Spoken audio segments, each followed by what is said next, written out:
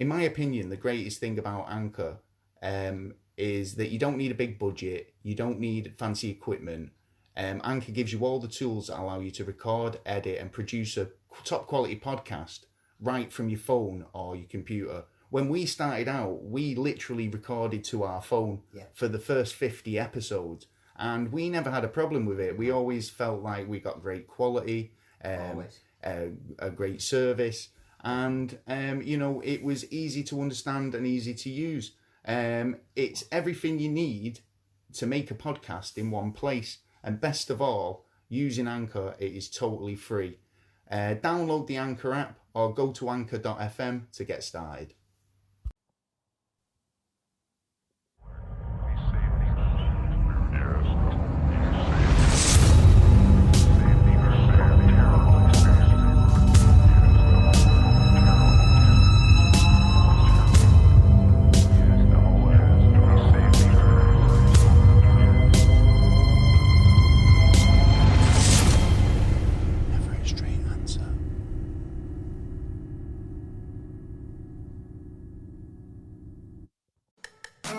Hello and welcome to another episode of the Never a Straight Answer podcast, a podcast that aims to cover a wide range of topics from conspiracy theories to popular culture and news. I'm your host Gaz, and joining me in the studio, it's said he's the main reason why things go bump in the night. He's my co-host, Mr. Taylor. Hey, good evening ladies and gentlemen, boys and girls. Ladies and gentlemen. Oh yeah, we have the odd one or two. Well, welcome back for another episode.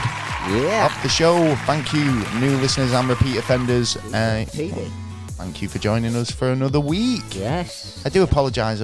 We weren't in it last week. We wasn't. No. I had a bit of a lurgy, and I am sorry for that. Yeah. But can't be helped. Can't be helped every now and again, can it? It's it. one of them things. But we're back now.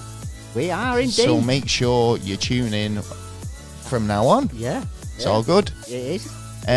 We've got an interesting episode this week. We're going to be joined by a repeat guest. Yeah. It's Keith Linder, who was the author of the Bothell Hell House. That's right. Which was a paranormal poltergeist. Yeah, he had some weird experiences. I think that was, what was it, about episode 102, I think you were saying earlier. You are correct. There you go. So if you want to go back and listen to it after you've heard this one today, then please do. He's basically wrote a couple more books, or he's wrote a new book, which basically deals in the science of poltergeists. We like that. Keith's going to be joining us on the show later on to discuss it. Yes. I think we're going to be getting into some realms of quantum physics and I think more of the science maybe. I don't know. Let's see what happens. Let's see what happens, yeah. We will be definitely asking him questions along them lines. Definitely. Well, that's all coming up later on in the show. Plus, we've got the random world events in this week's news. Oh, yes. There you go. There's a lot of events. I mean, in terms of paranormal, have you ever had, and we've obviously spoke about this, but have you had any paranormal experiences? Or do you think that you're likely to have one at some point in your life? I'm likely to, I think I'm likely to have one if I feel like there's something there. I mean, I've smelt the cabbage smell. I can smell cabbage. And how the temperature, in certain parts of the room, go. Explain. I mean, what's the cabbage smell? I mean, out of interest. The cabbage smell is some ghosts. It's all the ghosts. You see them or sense that there's a drop in temperature, and you used to get a smell of cabbage. I don't know so much as now because I don't hear about that so much as now. But in the past, in the 80s, well, there was possessions. People said about smells, and in possession cases where they'd say you could smell feces or foul stenches, rotten eggs and stuff like that. Yeah, there's all different types, which may mean something to the science. Maybe. To be honest, it's funny that you're talking about smells, because one thing that I kind of was looking into, and it was just something that crossed my mind, because like I said, I've not been really feeling too great this week, and the thought of snot, it was on my mind, with literally, So I was thinking, like, well, what does it mean when, like, because, when your snot's clear or when it's got a bit of green or, whatever, there's different, levels. That's like poo samples, isn't snot. it? Different You can snot analysis. Yeah. Right. What did you find out? I've actually found out quite a lot. It's quite interesting, actually, because, what I was dealing with was clear. Yeah, clear snot, right? Yeah, which is apparently in the normal range. Yeah. Yeah. White snot is when you're congested. Yeah, so I think clear snot can be like allergies and stuff. Yeah. Yellow is when you've got a cold or an infection in progress. Yeah. But then green is when your immune system is trying to really fight it off. Kick it out. Then if you get kind of red or pink, it's because you probably had your finger up your nose too much. Yeah. And then if you get kind of brown snot, then that's like, just because you've got like dirt up it. Yeah. That's so you've been picking your nose with like, dirty fingers. Well, or someone else's fingers. Which you don't want to do that. Hey, nasty. Some people are into that. But I kind of was like, I was just kind of, do you know when you have a thought and then like you think it again a couple of days later? Yeah. It was one of them, and I was like, now, do you know what? I must actually Google this. Yeah, because I need to know. I'm in the process now, and I want to know this answer. Which part of my is the progress? But point being is I weren't smelling anything. You didn't have a ghost then? One thing, I might have, it just got past me because I had a blocked nose. Yeah, that's true. One thing that did happen this week, storms. Lots of storms. Yes. Storm Eunice. Yeah. It was. Well, what was it? What was it first? Dudley. To be honest, I don't know the Storm second, Dudley and then Eunice. Apparently saying it's the worst in 30 years. Yeah, and apparently there's a small one on its way tonight as well. I mean, it was kind of caused havoc here with a bit of kind of like trains and transports and power outages. Falling off, few trees. Same roofs falling off. Did you not see the Millennium Dome? Yeah, I did. The Millennium Dome's absolutely been shredded, which is, I mean, the Millennium Dome was built for what the Commonwealth Games, was it? No, it's the Millennium, wasn't it? Fucking hell. Yeah. It's built for the Millennium. Mm-hmm. Yeah, right. But what was it supposed to be? It was supposed to be a big like exhibition, wasn't it? Yeah, for the 2012 Olympics. No. And they also had it as the O2 as well. No, when they were building it, for the Millennium, it was supposed to be like some sort of exhibit where you could walk through a human body, wasn't it? Yeah, they had it in there for quite a while, actually. They did that? Yeah. Right, okay. Because there was that, and then everyone thought it seemed a bit pointless. And because there was a lot of money spent. It's been used now as an arena where you can go and see live music, I suppose, and comedy and all the rest of it. Last one was there as well. There you go. Was going to actually before he died. The wind's got under it, and it's like it's just been ripped to shreds, hasn't it? I mean, the roof is just wrecked. It's going to take them a while now to get that repaired, I should imagine. Yeah, it's going to cost a bill as well. Cost a fortune, I should imagine. And because it's London, it's probably going to cost about 12 billion. Yeah, it's like, not before 6. Yeah, I'll have to check that. Not sure I'm going to be able to fit you in, and we'll have to send you a quote. Yeah, all that paperwork is going to cost you, you know what I mean? Yeah, that's like the time ticking now, See you in 20 years' time. It's 20 grand just for a call out. Yeah. That's the way society's going at the moment. There you go. Anything else you've been up to this week? Mate, actually, I was looking into the Challenger. The Challenger? Like, the spaceship? What happened the 28th of January 1986. Okay. Where the 7 pilots sadly died. Is this the one that Tom Hanks portrayed in that movie? No, that was Apollo 13. Apollo 13, wasn't it? So, I mean, in the Challenger, what happened there then? Well, basically, it took off and blew up and killed 7. Wasn't it a couple of the astronauts were like school teachers or something? Yeah, there was 2 female, 5 male. One of them was a school teacher. I think it was the first time that females were flying as well. Really? Yeah, I believe so, but don't quote me on it. It come down to basically the boosters and the seal, and I was actually watching how the seal was developed, and like it had a double standard it was double sealed instead of single, and like how the engineers were saying to NASA, like, look, you can't at this temperature, the low temperature of, I think it could only go up to 51, but it was 18. So it was really, What, in really pressure? cold. Yeah, so basically, Oh, if it like would have taken off, temperature it would have weight. been, Oh, right, the temperature something. would have...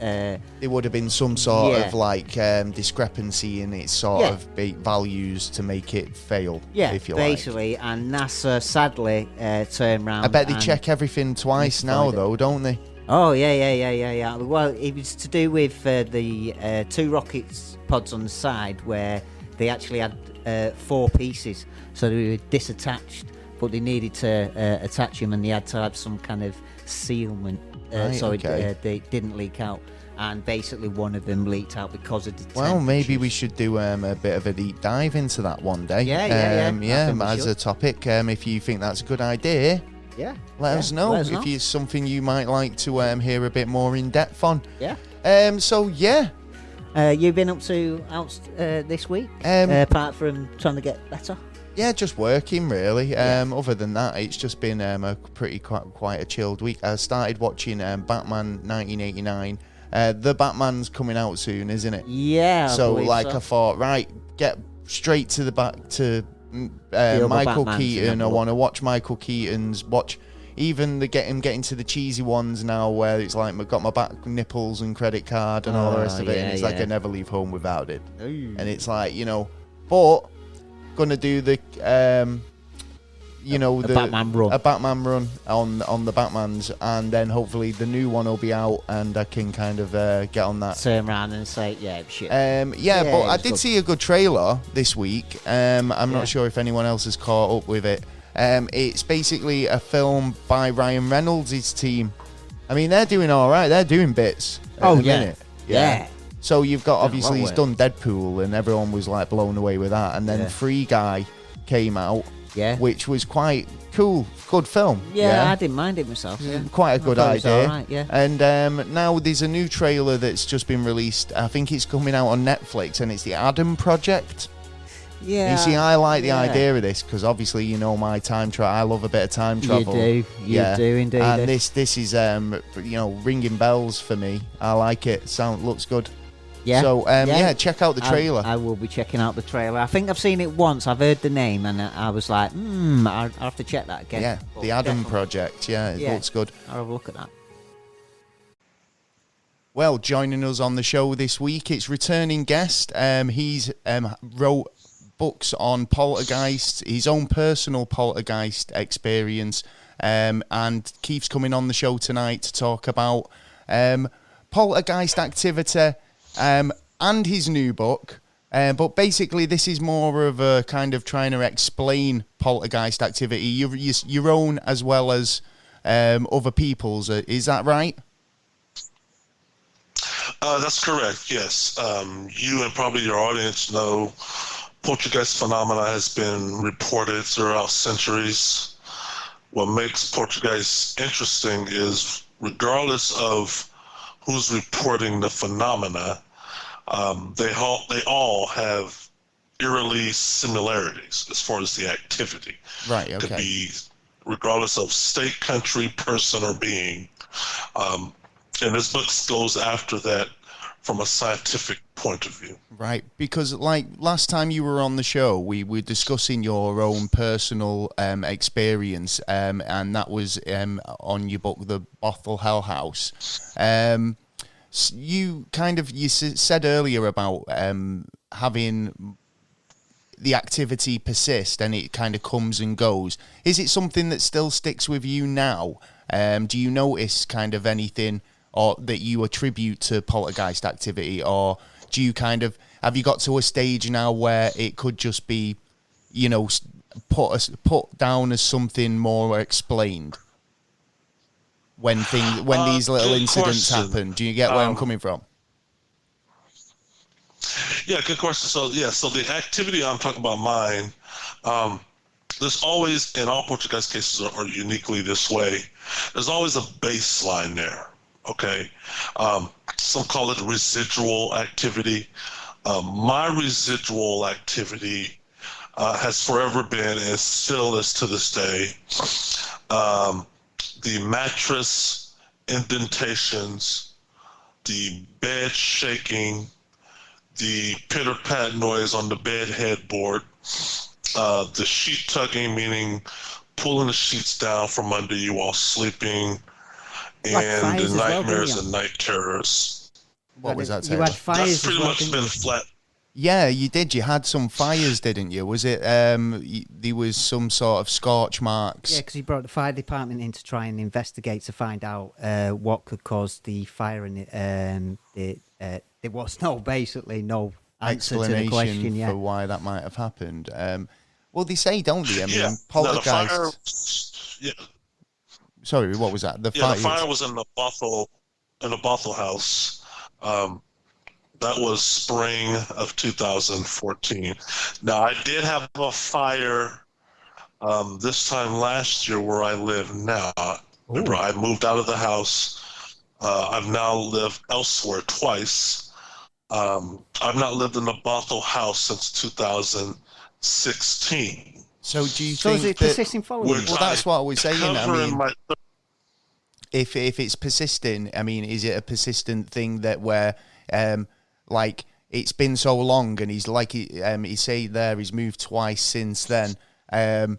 Is it a case now that those things like a fire happening, could it just be a case of accidental fire, or are you in a mindset that you kind of, you attribute these sort of things to kind of poltergeist activity, and not necessarily saying that it's not, but in like this case now, I mean, like say it's been so long since the original incidents that you can kind of go, right, well, maybe that was just an accident that time, or he's had more experience now. Well, exactly, there's that as well. Yeah. Oh well, let Keith tell us. Yeah.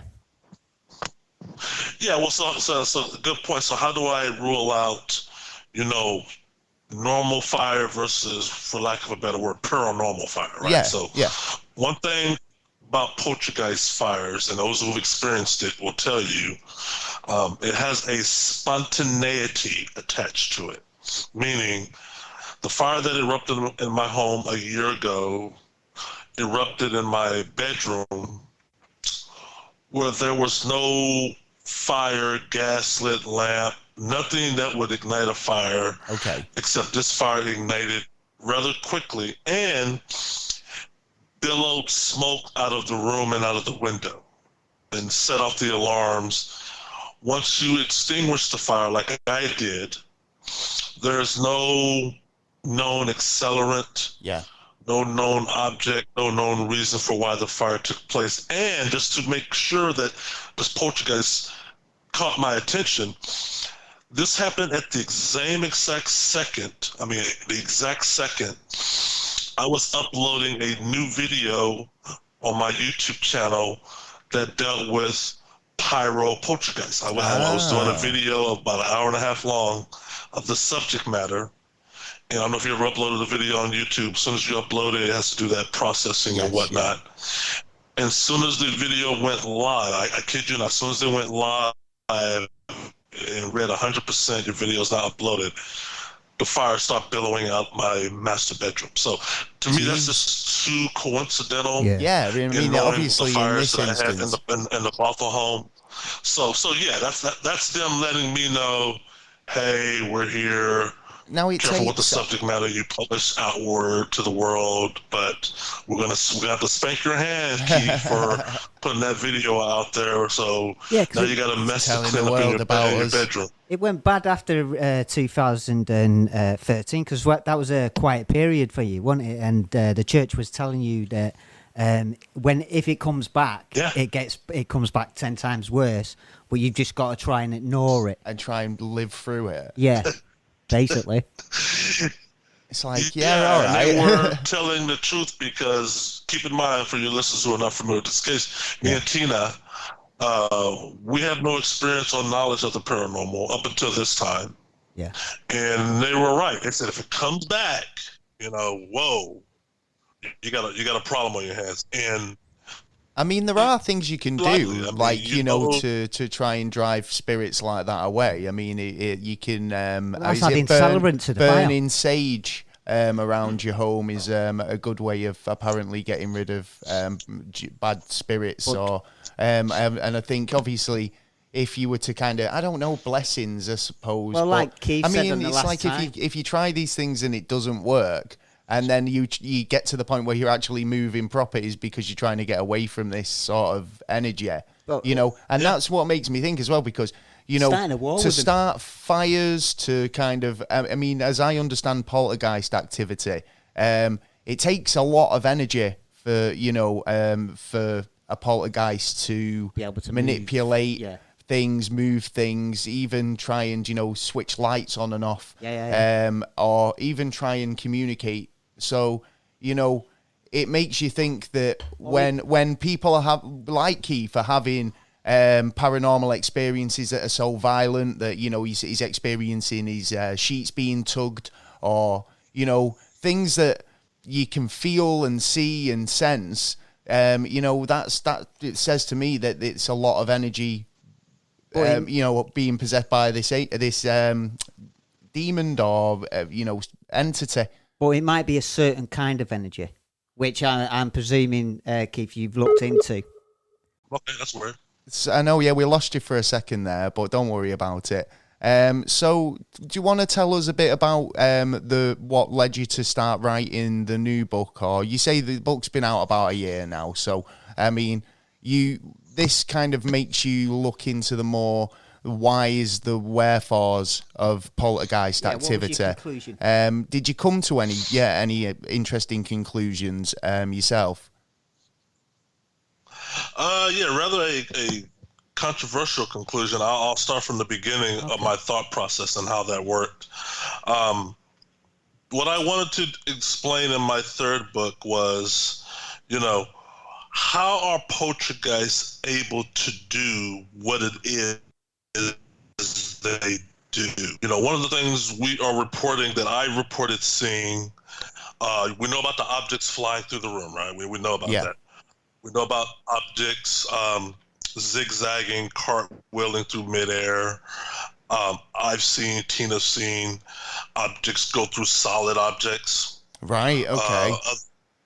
So that's what's that called? Have seen the words like teleportation and apporting and asporting, those are vocabularies in the paranormal. Rightfully so. Well, science, believe it or not, and we get into the realm of quantum physics. Oh, yeah. Theoretical science, or physics in general, where it says these things are possible. These things on a quantum level happen around us every day. We just don't see them. Right now, you and me are talking, there are a billion, if not more, what are called neutrinos that are zooming at the speed of light from our sun, that zoom through our body and zoom through every matter on this planet. Right. They're so microscopic that they don't interact with us because they're so microscopic. They can go through you and never have touched you. Sounds kind of weird, but that's how science describes it. Well, yeah. Well, in a home with a poltergeist, it's the same thing. Objects, so they're operating on a different frequency. Now. These are macro objects that go through other solid objects, and then you go back to science and says, well, you use the word like quantum tunneling. Mm-hmm. Scientists say quantum tunneling is basically matter going through another solid matter.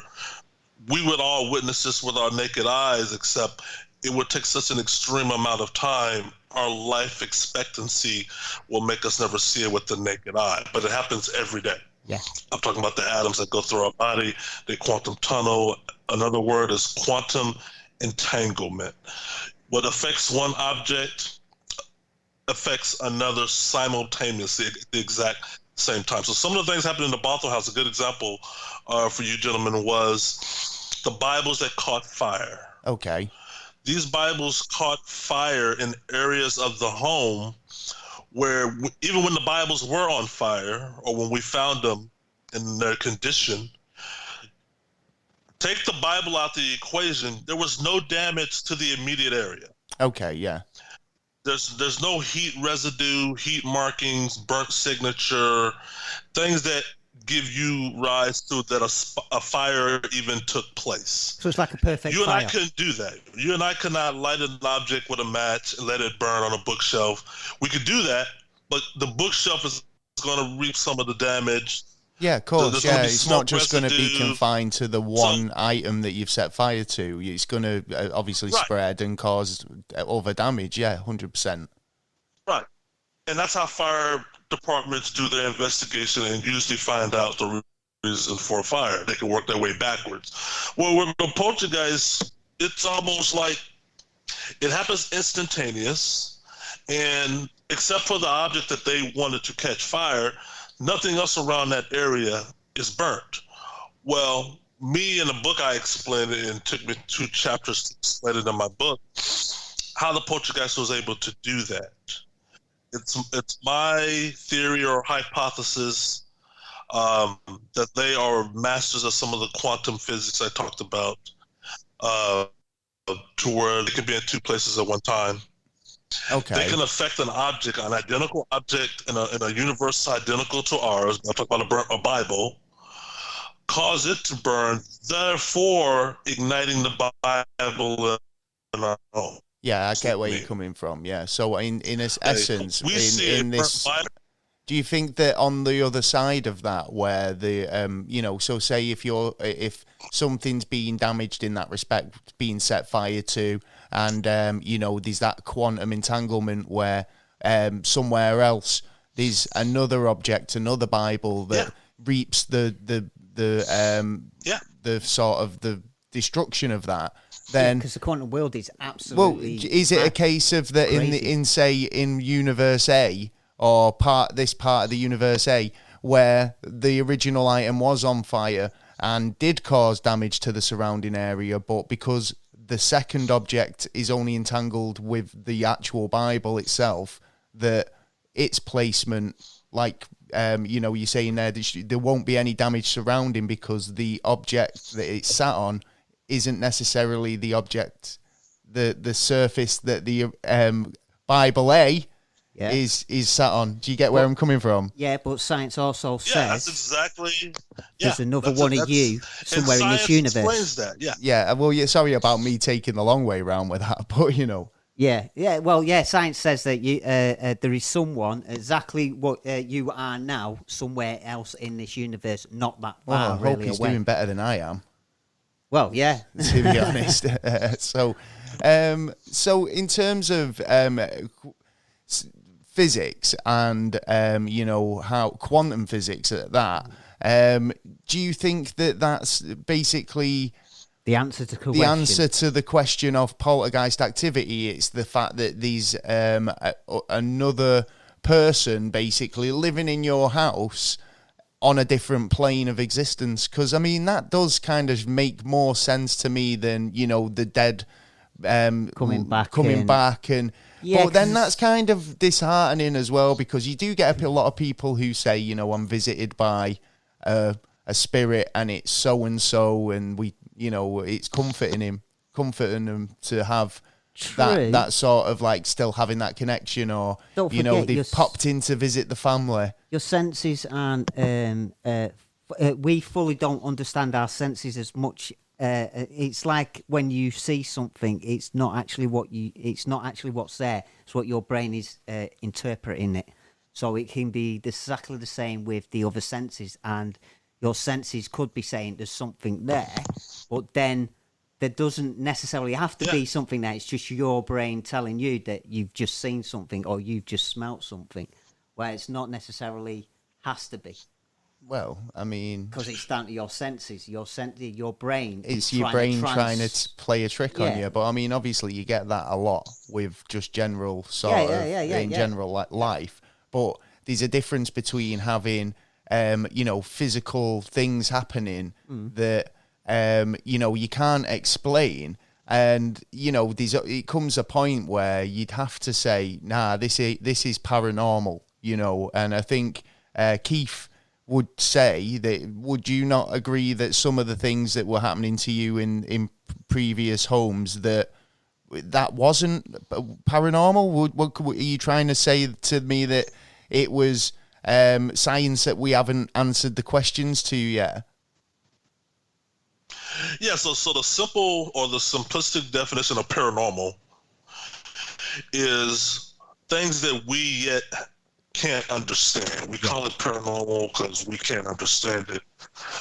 But in a bigger scheme of things, obviously, if you incorporate the other universe theory, quantum physics, and whatnot, it's not paranormal.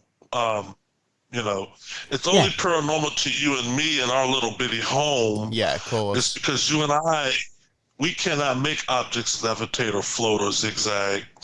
Well, But who's to say in another universe where the laws of physics, and I'm getting into the Stephen Hawking's theories and whatnot, where he and others have said, in these other universes parallel to ours, the laws of physics are somewhat different, and your capability is somewhat different.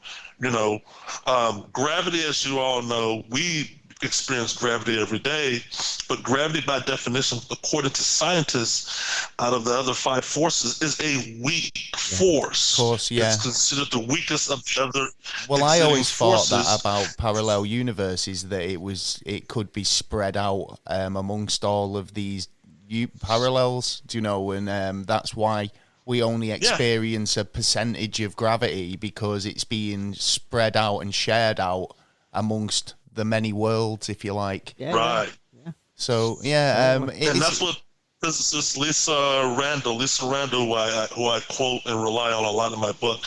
She's a theoretical physicist, the Stephen Hawking of her day, and she talks about what you just said, of how gravity is spread out and could be possibly more abundant, and is more abundant in the hidden dimensions, whereas on our end, it's very limited, but we still feel effects of it. But out there in La La Land, there's some weird things going on. Well, you can see in space. I say space shows. Space shows that them really cold parts of space that when they did the measurements of everything in the universe. Well, there are parts of there where are really, really cold. Now, it's calculated that it can't be that cold. So the answer to to it is actually another multiverse. So that's where it actually started. Yeah. The question of actually, is there a possibility that we could be in another realm and another realm and another realm and another realm? And it's to me, and what some scientists are coming across is, every single second of your day, you're doing something and you're creating a brand new one, because you've actually gone left instead of right. Well, yeah, it's that sliding doors sort of attitude, isn't it? Where you basically, every decision or the tree branches, that if you make a decision, you're creating a parallel universe or multiple every second of the day. Sort of like the time traveling simulation. It depends which direction you choose, and will some directions just inadvertently take you to where you're supposed to be going anyway? Or, do you get there in the end? It's just the pathways you take. You think about it, if you're taking every single turn. So, that kind of limits it a bit, doesn't it? Because, well, not limits it, but, there's always, defined set outcomes where you're generally going to end up, but, it's the path you take to get there, which is those branching decisions. Yeah. But how drastically they change your life going forward is another question, isn't it? That's true. I always think that if there's, these multiples of myself, out there, then, you're going to end up getting to the end. At one point or another, you're going to get to where we're supposed to get to. Yeah, because all the branches go to every single destination. Yeah. Going back to the paranormal, obviously it's becoming more of a science question. But, did you ever think that, that you would end up doing so much research into the field? Obviously you said earlier about how you were not into the paranormal in the slightest. You didn't really kind of have an interest. Now you found yourself on your 3rd book about the subject, and are you becoming a bit of an expert? Yeah. So are you kind of finding that you're getting a lot of kind of people asking you for advice on what to do in their situations, or have you been asked to get involved in anybody else's Or answers to the questions that you first had when you got into it. Has anyone asked you them questions to try and work out themselves? Oh, yes. I get questions locally and from around the world, emails about individuals who have cases of their own. Paranormal teams. There's several that I'm working with in the UK, matter of fact, that I stay in contact with, as well as in the United States. I've also, the Australian of parapsychology, I've given 3 speeches with them. I've given 2 speeches with the SPR. But yeah, so it's fascinating to me because I had no interest in the paranormal until the paranormal found me. Yeah. And now I have questions about my experience, as most human beings would. So I'm looking for answers as to not so much, it's both what and the why. You know, why me? Why Tina? Why this brand new home? Why now? What are they? You know, what are they? What are they doing?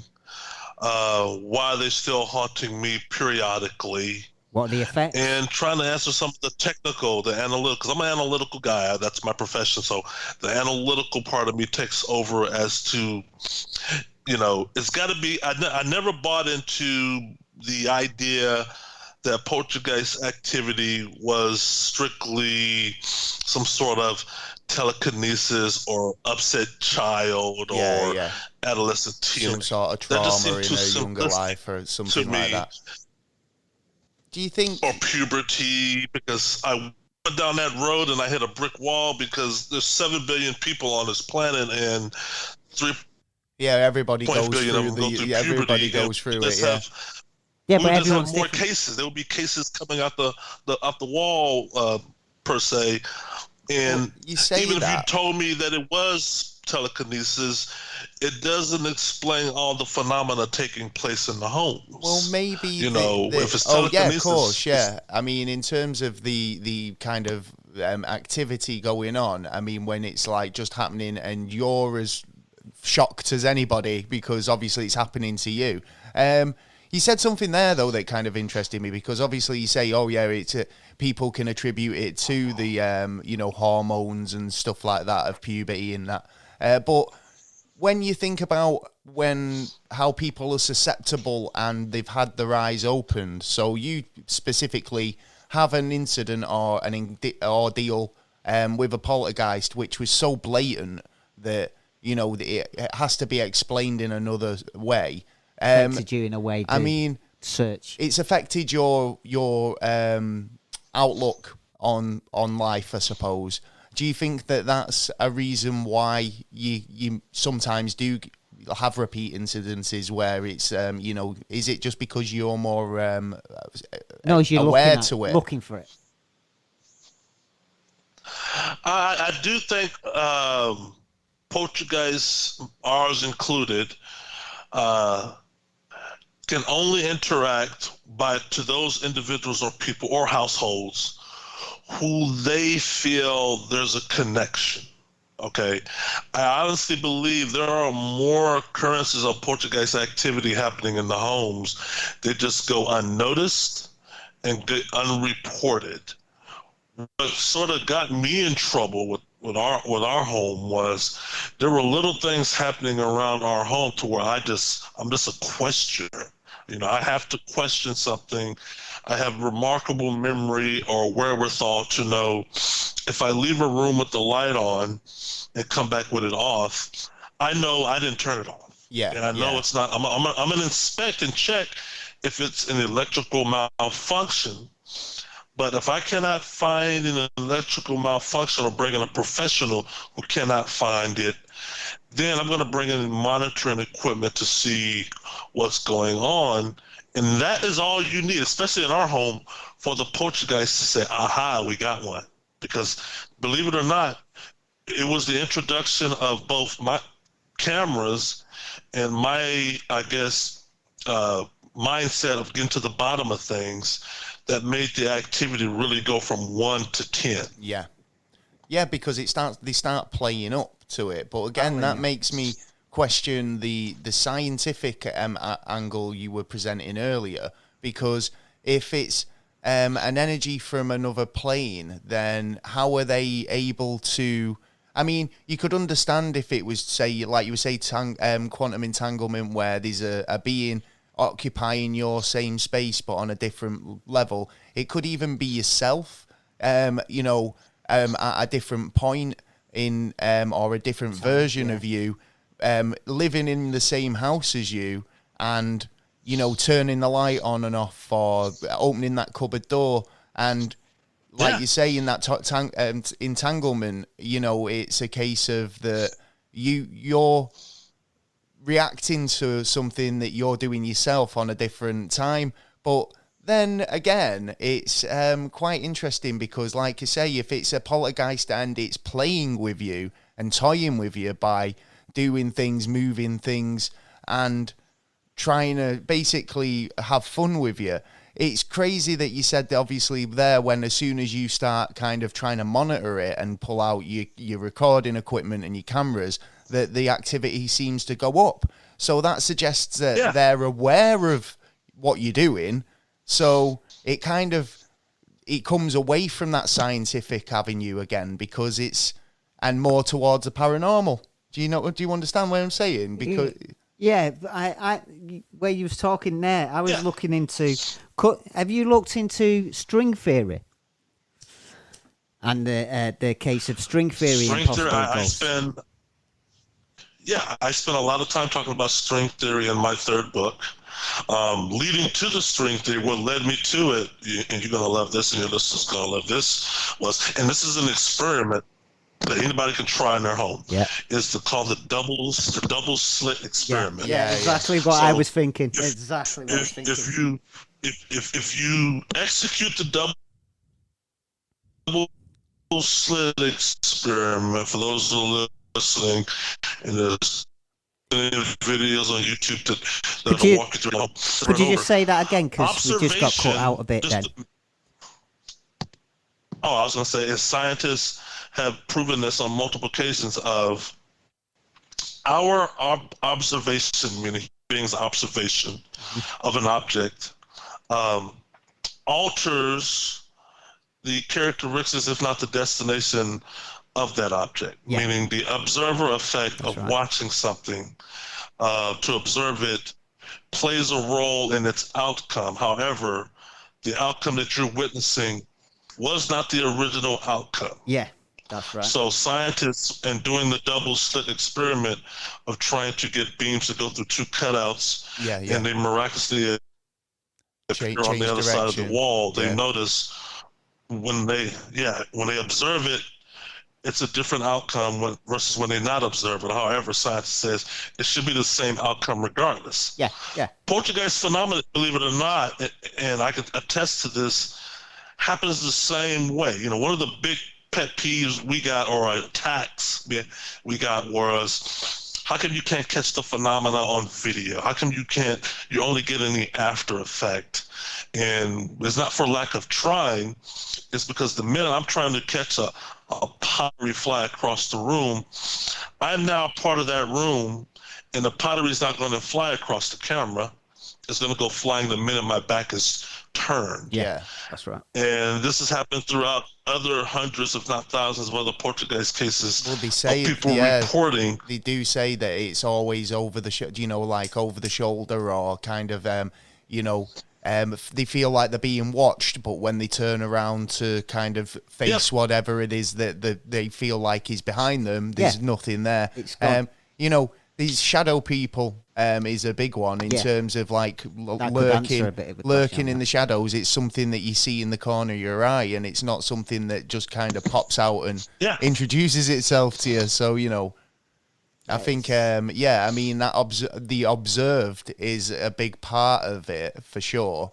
I think, but again, that to we're me just scratching at the surface. That it is more poltergeist or unexplained than Yeah, well, again, it's so difficult to explain, and obviously people have been trying to do it for and years. every time someone has an issue with a poltergeist, like Keith has done, he's gone out and he's found that he's got some questions to answer, and the more and more people go out and after they've had that effect, go out and actually look in different outside the box, inside the box, different areas, then at one point or another we're going to start getting the conclusions of You'd think the answer. so, wouldn't you? Yeah, Well, I mean, if we all did it, we would come to a conclusion at once, but we just don't, we haven't got that effect of everyone working on this kind of project. Do you think that there are kind of, you were saying there about it's the some of the places that you've spoken at.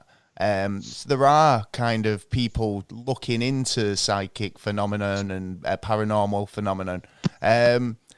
Are we getting any closer? I mean, it's great hypothesizing and everything, but are we kind of getting any closer to any legit answers? Because what was it? We had what's his face, Manchester physicist, yes, Brian Cox, basically saying that he could disprove spirits and ghosts. Didn't he? No, not recently, but pretty recently. Yeah, but it can't until we know everything. We can't disprove or prove. Yeah, anything, totally. To be honest. If it's so theory or not. He's got a bit big-headed on that one, I think. Yeah, but I think the answer to your question is, have we advanced the field of poltergeist research? And honestly, I think it's sort of stagnated coming out of the 20th century. There are a lot of ideas and theories. I talk to a lot of people in groups, but everybody's in their own corner. Nobody's comparing notes. Nobody's talking to each other. That's it. It's sort of a silo going alone approach, which I don't like, because I believe we should all be, talking either in a room together or in a stadium together or a Zoom chat, to meet periodically. Some sort of kind needs of, to be more communication. Community-based sort of thing, because obviously sharing information and worldwide sharing as well. findings is always going to be bring better results in the long run. So that is definitely a good idea. Why do you think that is? Do you think it's just because of the nature of the field? Obviously, it's quite a macabre field there to be kind of thinking. Having talked to a lot of people and read a lot of books, I think it's both the nature of the field. I think there's an ego involved of individuals thinking my theory is correct and your theory is not. Yeah, I suppose. In the medical community, one thing COVID has taught us, and I'm talking about the vaccine, is, these scientists and doctors and whatnot, they have to peer review each other's research, right? Yeah, you hear the word peer review of a finding. Any new finding about COVID comes out and you hear another doctor, well, it hasn't been peer reviewed yet, or it's in the process of being peer reviewed. We need that in the paranormal community where we can peer review each other's that work makes sense. and findings to rule out things. We need to put certain theories to bed because there's other theories out there that are not getting much spotlight. And I always thought that's what the psychical research guys did. There was journals of that sort of research. Where you could kind of go right.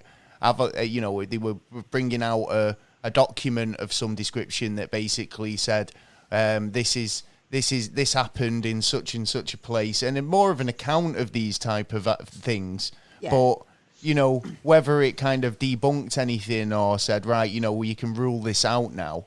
Like, is there anything like that? Like you say, exactly. There's nothing like that. It's so open-ended. So I can guarantee there's loads of scientists in the past who've looked and done kind of experiments on this and actually come out with some conclusions and some answers, right or wrongly, but then put in a book, but then filed away, and they've been. This is the thing with theorizing on these sort of questions is because chances are, in one of the conversations you have, you probably might hit the nail on the head, and get it right. But you could never know, and it gets dismissed, or, it's just another theory. Whether that is the answer or anyone will ever come up with it, then that's another thing, isn't it? What's next for you then? Are you working on a new book, or are you... Well, you said you were doing your YouTube channel. I'm trying to. There's still evidence at the Bothell House that needs to be compiled and uploaded onto YouTube, so I'm doing that. I am writing 2 books at the same time. Wow. One is about the spontaneous fires. Right, okay. And there's going to be a more in-depth analysis of that. The second book are the wall writings. We found the wall writings and what that was made out of. I was going to mention that. But wall writings go back centuries in Poltergeist cases, so I'm going to talk about that. One thing we found interesting going back to quantum physics is, and I don't know, and I believe y'all seen the pictures of the wall writings in the home. Yeah, definitely, yeah. It was determined through research that those black markings exist both on the macroscopic level and the microscopic level, deep within the foundation of the home, meaning the walls, the substructure. So that's interesting. It wasn't just a surface. Black oil and the designs. So it wasn't just on the surface. As microscopic. Oh yeah, because I'm talking about the black stuff. So they don't like me talking about that, but. The dots started connecting to each other you can see that under a microscope, and how it just became so abundant to where it became clear to the naked eye, how the black oil appeared. And I talk about that in the 3rd book as well. Right, brilliant. And what's your 3rd book called, and where can people find it? Once again, Poltergeists, The Night Side of Physics. On Amazon.com, including the Amazon.com UK, Australia, United States, Germany, anywhere Amazon, you can find it online, paperback or Kindle version. Excellent. Well, we'll make sure we'll post some links to that, and when you've got time and you want to come back on and speak to us about that, because it'd be quite interesting about the spontaneous combustion. I was thinking that about, could it be the same thing that's actually happening to people? Well, yeah, especially if you do factor in that sort of quantum entanglement. What is it to say? Much. Well, no, because there was a story I was reading into a while ago, and it was about a queen or a princess who basically spontaneously combusted in her chambers. And there was literally no reason why she did. And there was nothing to, set her on fire in the vicinity, and nothing else was damaged. Yeah. So it's exactly a similar situation to what Keith was talking about earlier. Yeah. But this was a person.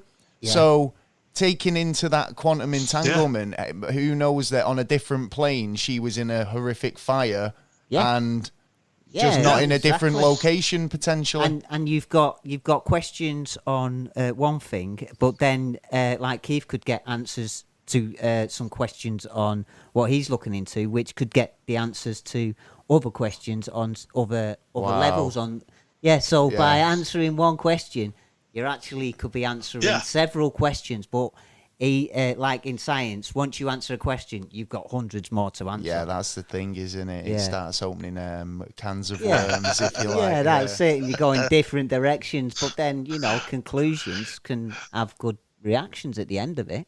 Exactly, yeah. There you go. So it's worth it in the end, isn't it, really?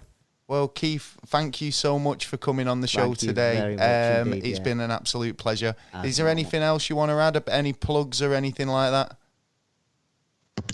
No, just thanks for having me. Take care and stay safe. The Bothell Hell House has its own Wikipedia page. I'll send you the link in an email to that, as well as a link to the new evidence being populated online. Excellent. Always pleasure to receive a bit of more information. Send it away. Thanks again, Keith. Thank you very much. Yeah.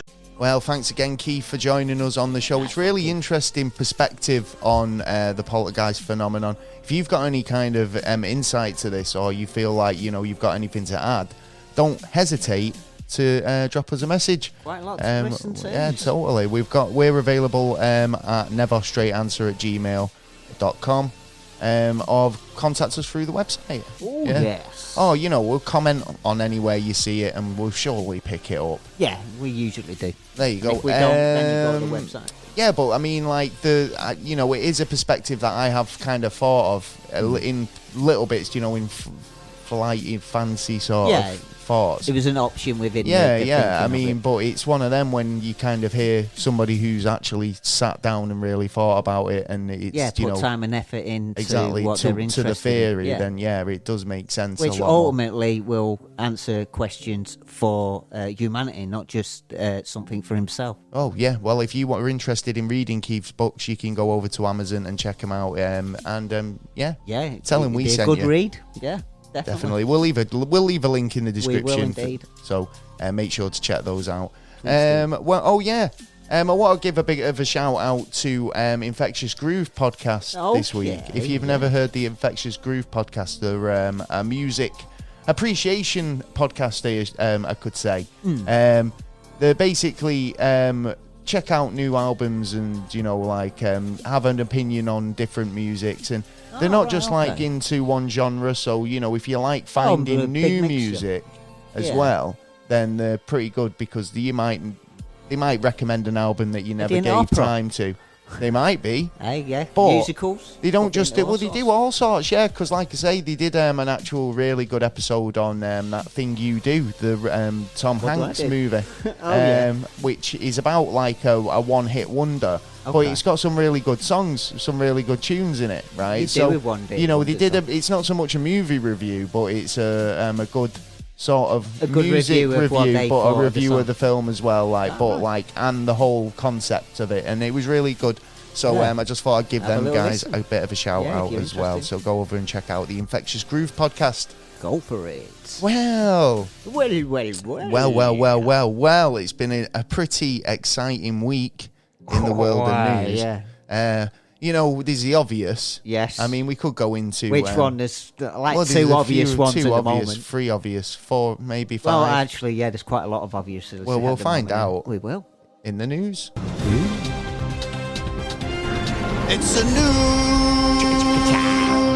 Chickabow, indeed. Yes, well, we've scoured the World Wide Web to find you the best and most exciting crazy world news going around. Hell yeah. And I mean, what we saying on World War III happenings imminent?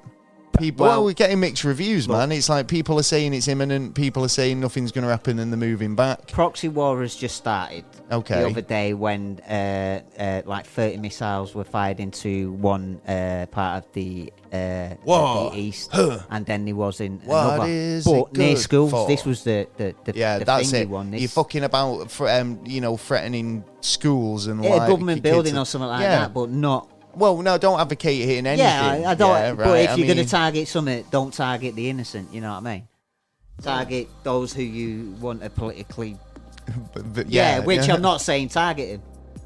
Just don't target anyone. Conversation works as well. You were saying something earlier about while we've been over focused in the West on anti-terrorism. Yes. The war on terrorism. Yeah. Fight those terrorists. Yeah. We'll fight them on the beaches. Do you know what I mean? We'll put cameras up and trace everyone. We'll play cloak and dagger. Yeah. And we've been focusing really quite heavily on that, whereas Russia's been developing new weaponry and new ways of warfare. Yeah. Don't forget, he left for 5 years and then come back. But in them 5 years, Putin, the man, you didn't hear a lot about quits. him. Yeah, he was the president then. Well, yeah. Well, what is he now? No, he's the president now, but he went to be the prime minister for 5 years. Seems like he's always in charge. Now he's the president again. He's been in charge a long time. Oh, yeah. Well, the guy who took over for 5 years, actually, he was in charge, but Putin was pulling the strings, obviously. So where do you stand on it? You think that there's Well, the proxy's already started, and the way it seems is if they do get invaded, which apparently 60% of his troops are already surrounded the country, there is nothing. We ain't going to go into battle. What we're going to do is go, sanction. But the problem is, because he's done it before with Crimea, he's done it with St. Georgia, he's also done it with Ukraine before, and nothing happened. There was a few, you can't go here, we're going to stop this bank account, we're going to go and do this. But to me, it looks like he's going to try it, and America seems to be egging it on because the president, is turning around and saying it's going to happen on the 16th, no matter what. It's going to happen on the 16th. No, it's going to happen. Seems on like the 17th. a lot of miscommunication in a lot of ways. Well, the prime minister in the Ukraine is sick and tired of hearing the different versions of what's going on, because it sounds like that America and the West want a little bit of a battle, and Putin's going, I'm not going to do this. They're G'ing him up. Yeah. They're G'ing him up for a fucking bit of a scuffle. Which, if you consider it, is NATO's fault, because they had a verbal agreement, which in this country is contracted. I don't know about the world country, but they had a verbal agreement in the 90s to say that we would not bring Ukraine into NATO. So but I Russia's mean, if they want to be. Yeah, well, yeah, how because can they're an you turn independent around and sovereign. say, that we dictate what you guys do in your own country? But the main big problem with that is that's like us. That's one of the reasons why we wanted to get out of the EU, was because we didn't want another country dictating what we could do and couldn't do in our sovereign land. Yeah. So if the Ukraine are going, well, we're the Ukraine, we speak Ukrainian, we've got Ukrainian passports, and we're Ukrainian people. Yeah. Why the fuck have we got to do what you guys want us to do? Because you guys can't get along. Why are we stuck in the middle? Yeah, right. And surely it's a similar situation. As I believe it, right? Russia was born in Ukraine. Russia was. So they're saying that's the motherland, that's the motherland, if you like. Yeah. You know what I mean? Well. So but even in that case, they shouldn't be walking in with troops. They should be walking in with hand out. Yeah, basically wanting to kind of like, because the talks haven't worked, try and say, look, come on, this is where Russia was born. But and Russia likes a little corner war. Just so happens that it was there, like not anywhere else in the vast tundra. And don't get me wrong, it's not the Russian people; it's the Russian government. Russian people are not the Russian government, you know what I mean? And it's the Russian government who are doing this. But isn't that always the way? It's never it's never. Yeah, but when say Russian government, look, right? If you say Russian, then people start. I'm sure, like when World War II was happening, there was a lot of German families who were just like, I want to stay out of this, but it's like, it's my country at war, and I've just got to be patriotic to my country. Yeah, that's fair enough. And it's the same for us. We're the patriotic to ours and all the rest of it. But come here, I'll kick your ass. But if you're in a situation where you're not a Nazi, but you just happen to be German, do you know what I mean? Which it started a load of bullying, killings, murders, and all that because you were German. And it's like, that was what it was like in the Second World War, where you couldn't really, like, if you were seen to be a German person out in the open in the UK, then you'd be like, you're a German spy, you're getting fucking dragged in, but if interrogated. If I said the British doing this, that and the other, enemy it's lines. Not you, it's the British government. But, if you say the British are doing this, then you automatically, in your mind, think, all the people in that land are doing. You're automatically agreed to doing this. Baddie. Yeah, you know what I mean. So it's one of them. It's the way we have to talk these days. You know what I mean? People can take. Well, let's not go to war. So hopefully it will calm down. But it's not our bag. It's not our scene, really. Do you know what I mean? If it does, we'll kick your fucking ass, mate. You know what I mean? We'll walk in and sort you out. What are you doing? But, you know what I mean? Don't want it. So we don't like war. We don't advocate war. But I'm going there and. But yet again, we've never brought back a financial system after a breakdown of the financial system. That there's never been a war afterwards. Wow. And this is this is my problem with.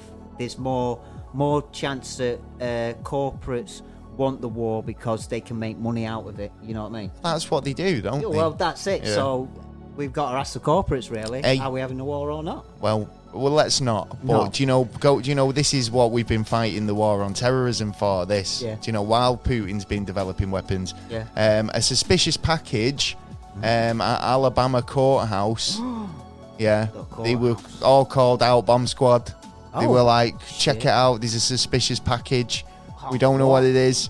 It's just been left here, and Yeah. it turned out to be somebody's Taco Bell order. Oh, that's a shame. And that was what, thousands of pounds spent on Made just- world news. Apparently, you know, Shit. obviously had to approach with caution. But somebody's careful, though. tacos Especially probably this went a day. bit cold. But Yeah, and threw it to the curb, and it was wrapped to. But you got to be careful these days. I mean, you know. what, things- just in case your taco turns out to be an explosive, or Well. the other way round? Oh yeah, both ways. Got to look You both never ways. know. Yeah. The Green Cross Code man always said, "Look both ways." Have you seen anything in the news that you thought was pretty I've stupid seen or it. whatnot? Oh yeah, but also pretty serious. Right, one, Facebook and Instagram may be being turned off Good. around the world, apart from America, because our new data protection on our own data, basically they want more data, and we've just put in told you laws that. to stop it. Told you that. Yeah. What do you think metadata is like hidden data, innit? Yeah. Like I keep saying this, but it's like if you Just want more if and you're more and more. their business, Facebook is mining data, Yeah. your data, your fucking personal information, and the more you give them, the more money they can make targeting marketing at you. Yes. Yeah, selling your stuff And they've just essentially. bought Activision, And haven't it's they? like if they can do that, then Microsoft. Was it Microsoft who bought? Yeah, Activision? I thought Microsoft it has was- just bought yeah, Call of yeah. Duty, the Call of Duty franchise. Yeah, that's right. And it's like that. But you were talking about the metaverse, and Yeah. we were talking to your brother about it, and he was saying how big it's going to be and all the rest of it. And I was like, no, I'm not sure. I can't see it. I think it's going to be a bit of a fad or whatever. And it seems like Microsoft have just basically killed it before it's even started Yeah, by totally. saying, look, we're even if we wanted to do this, we're still 10, 20 years ahead of you in Well, terms yeah, of infrastructure. very true. So by Very the true, time but- that he's got anything off the ground, Microsoft have already beat him to the punch. But Snoop Dogg's just. But Snoop Dogg did. ne- But Snoop he's Dogg. got a land. What did somebody just call Just Eat? No, someone Did they just. did they get him a bought fucking land next to his in a care? game for £2.42 million. stupid idiot? Stupid That money. is stupid idiot So- fucking money. That. But there's loads of. And just because Snoop Dogg owns some that doesn't yeah. even necessarily mean he's ever going to go there. Oh, it's no, just it that might be a somebody's give fucking him a flop. bit of land on a bit of digital space. That is stupid. Well, I think Microsoft is going to be. And ahead I of the suppose you're going to try and sell me an NFT next. game. Yes, it is an NFT. Don't funny even enough. go there. Anyway. Secondly, with Facebook, they are being charged and put into court for fraud. Another one. In Australia, a businessman in 2019 told them that someone was using his face and using him What? as... So using his photo? Yeah, to promote a Bitcoin fraud. So he spotted this. He told Facebook. They ignored it. Well, this So he's now gone. He went to the police, and he's actually charging him with fraud. well, there's some countries where, like, copyright, likeness rights don't really mean anything. It's only like a law that we've invented for our country. Yeah. Whereas, so you could, put a photo on Facebook or the internet, and then it could be used in China for some sort of hemorrhoid cream or Yeah, exactly. something. And I thought I'd seen you before. you probably have. Yeah. You've seen me around. Yeah. Like that's exactly why it is. But yeah, it could happen. Do you know Yeah. what I mean? Like I'm pretty sure I've heard Happened loads of times. stories kind of similar to that. Yeah. Like- There is quite a lot of stories on that, and like something needs to be Stealing about it, and- identities. Yeah. I mean, people kind of obviously get like the photos used Do you know? I think dating apps. Well, used, I'd say. Like people have gone like, don't. Somebody's using my photograph. Yeah. Catfishing, is it? Catfishing. Yeah. It brings up some sinister stuff, doesn't it, on different levels. Oh yeah. On like what kind of people like doing out there. You know what I mean? They're just nutters. Exactly. So what else you got? I found this story about an abandoned cargo ship. Ah. Yes. This is basically right. It's a boat that's just floating in the Atlantic, burning, and guess what's on it? Now, it's a cargo ship. Right, toys for a country? Nope. Furniture? Nope. Right, I'll give you one more guess. I don't know, bedding. Right, this cargo ship is filled with Porsches, and nice. VWs, like Volkswagens. Expensive. Mate, it's an expensive one. So basically, it's the Facility Ace. Is a cargo ship designed to transport vehicles. It was reportedly evacuated on Wednesday as the transit near the Mid-Atlantic Horizon Island. Or is this Azores Island? Following reports of fires aboard the ship. See, now, hold on. It is a cargo ship built for moving cars. Yeah. But yet it is not built to put cars out if anything goes wrong. Well, it's not. Who knows if it was the car, one of the cars on fire? Or it could the have been actual the ship. actual ship. So That's it could have been true. the engine room and it was too big a blaze, because it is That's smoking true. a bit. That's true. But the Washington Post said all 22 crew members were evacuated and rescued.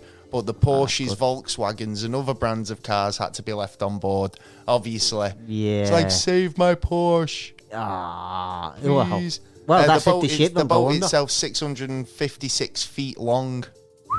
That's big. It's a big boat. That's a big boat. We're going to need to get It's a bigger boat. An ultra. What? I think they call them ultra boats. Yeah, it's a big boat. It was coming from Germany, and that was where its origin point was.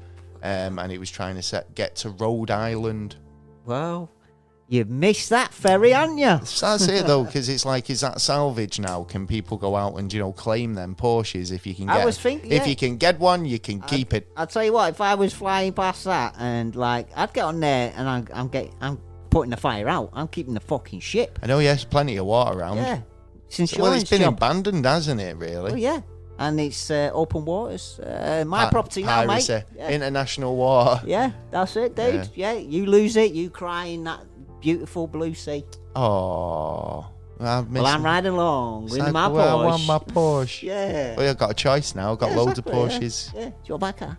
Yeah, right. I'll give you a car. Hey, well, I found this one. Do you know, like, there was a lot of people getting, payments, over COVID, for like these loans and like, we lost 6.5 pandemic billion. relief. Yeah. There's a lot. England, we kind of had this whole scheme in there, but there was happening in the States, and there's a lot of people who were like self-employed who needed help, and a lot of people, which is fair enough. But obviously the stimulus packages, they were giving people like a lump sum of money. Do you know what I mean? Which is quite nice when you've been a bit skinned, and as long as you're sensible with it, and all the rest of it. Well, this is sensible with it. This is a story about a Florida woman who used her pandemic relief money, to pay for a hitman.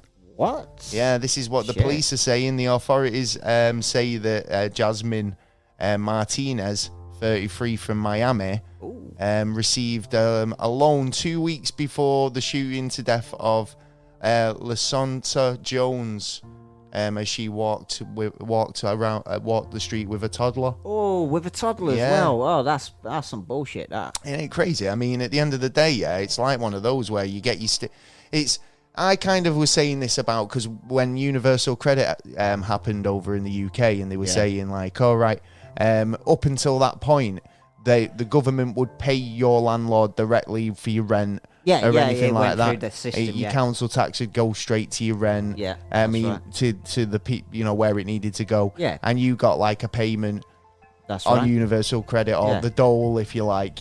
Whereas they did the test where they were like, right, well, we're just going to give everybody the money, the whole thing. We'll give him the whole thing, yeah. And it was like, well, I was kind of worried that there was just going to be a lot of people getting rent arrears and just going to get kicked out of their houses because they can't handle the money management. That's do you know what I mean? Or they're just giving a lump sum. And they spend it before you and rent it's like, up. well, oh, right, yeah, well, it's like I've heard that actually, where people are going, you know, oh, wait until I get my gyro and I'm gonna get you bumped off. Do you know what I mean? And this is exactly what this fucking person's done. She's ended up getting a lump sum from the government and went, do you know what? This is enough. This is enough that I could get a serial, like a fucking, what's it? A hitman, to do my job for me. Do you know what I mean? Oh yeah. So have you seen any news that you want to talk about?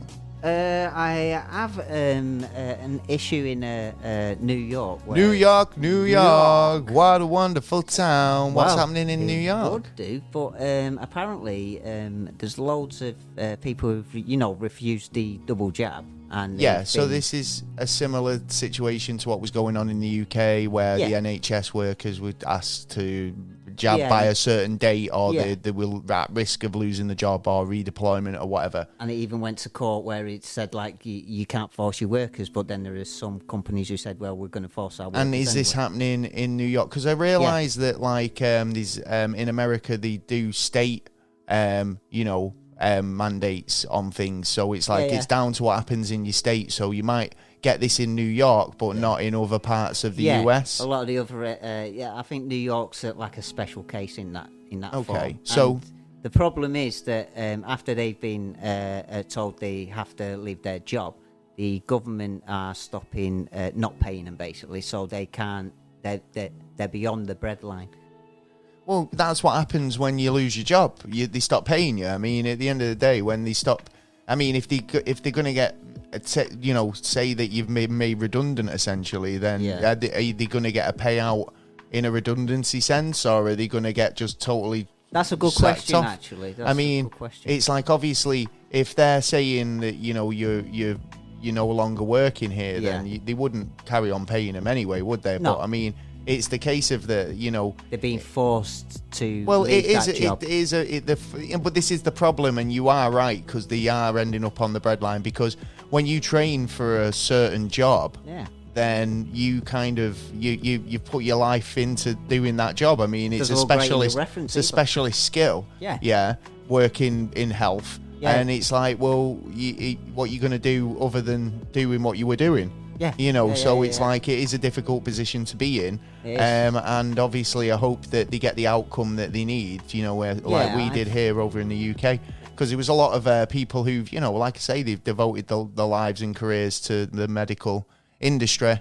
And obviously that we need these people. So we do, and like if you have, especially now, you know what I mean. We need more people to come out and help the system.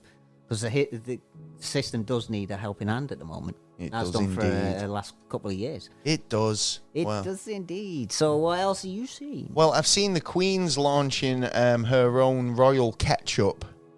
It'll probably sell really well in the States, this. But, this is about to make your fridge a bit more regal. Wow, with an upgrade, because the Queen is releasing her very own line in condiments, apparently. The sauce line includes a tomato sauce, ketchup, and a brown sauce, aka steak sauce. They say. No. Wow. They basically say it's going to be the Queen's estate of Sandringham, which is in Norfolk, and they're basically making their own lines of ketchup-y stuff. So the tomato-y sauce is going to be made with apple juice, spices, and dates. Yeah, dates are actually really. Do you know what? They're really good for you. But they're also really naturally sweet. So most chefs will tell you, if you make a good sticky toffee pudding, and you think, what's the sticky toffee bit? It's actually dates, and it goes really caramelly and really lovely. I never knew that. There you go. Well, they're using dates in their tomato sauce, and they say obviously the brown sauce is going to be like a vinegary sort of Worcestershire sauce, which kind of saucy sauce with spices. Yeah, they get a bit of a brown sauce.